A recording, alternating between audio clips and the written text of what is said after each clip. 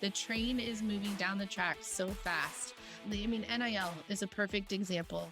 We knew that we were going to get there last July 1st, that we were going to have NIL, but we really quickly got to July 1st and had no guardrails, no rules, the Wild West in terms of, state laws and institutional policies and just kind of all over the place. And then, we're always trying to get a competitive advantage over one another. And so NIL morphed into craziness 1 year later. And now we're all still kind of saying, what the heck? It's still the Wild West. But of course it still is. The unintended consequences we all saw coming when we walk into something as big as this and as different as this with no guardrails around it. And so now, of course, we're pushing for federal legislation and trying to get Congress to come in and help us so we can be on an even playing field. But what terrifies me, we invite Congress in to regulate this NIL, and then they're going to help themselves to kind of help us regulate fill in the blank, whatever else. And is that really what we want? It's all a bit of a mess. It continues to be. I mean, we were in a mess a year ago, but what I am confident in is that college athletics is not going away.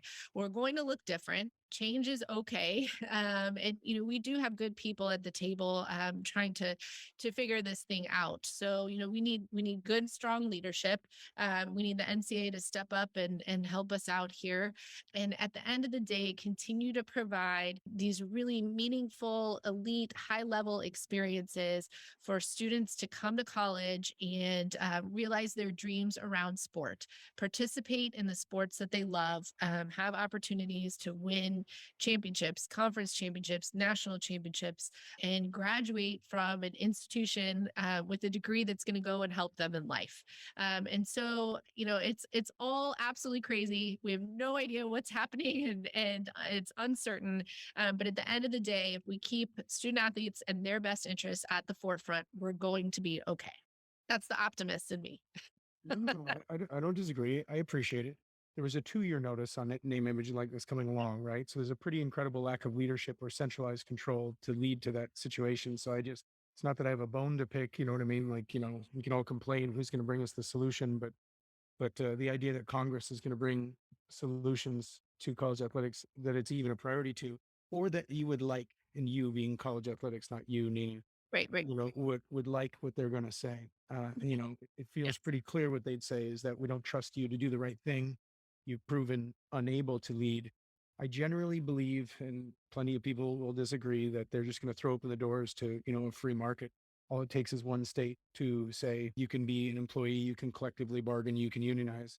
And the states aren't going to sit around and let their schools be at a disadvantage. It would just fall like dominoes. So I bring that up just in case that sparks anything for you, because Duke is one of these rare institutions, and your alma mater, Notre Dame, would be one of those, Stanford, where it's really hard to picture them getting into a world where it's a licensed semi-pro model, right? Where they're ever going to really divorce themselves from the whole academic student athlete experience. But I think there's plenty of schools that would line up for that, or that would do so at the risk of, these are, even university presidents and athletic directors are at some level at political risk. You have different constituencies and stakeholders you serve than just profit and winning on the court. So it just feels like to me, and I hope you're willing to comment on this, but it just feels to me like that is as likely as an outcome as putting the toothpaste back in the tube and getting anywhere near what used to look like our idea of amateurism here in the U.S.